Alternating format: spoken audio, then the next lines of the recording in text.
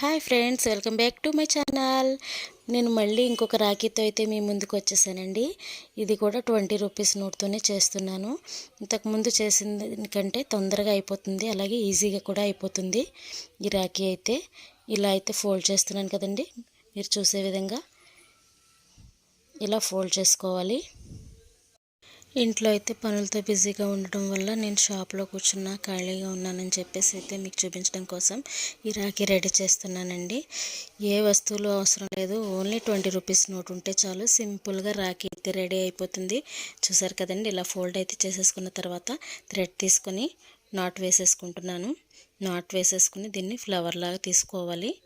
ఇలా ఫ్లవర్ లాగా తీసుకుని స్టాబ్లర్తో పిన్ చేస్తే రాఖీ అయితే రెడీ అయిపోతుందండి. ఇలా స్టాబ్లర్తో పిన్ చేసేస్తాను. ఇంక ఏ వస్తువులు అవసరం లేదండి దీనికి.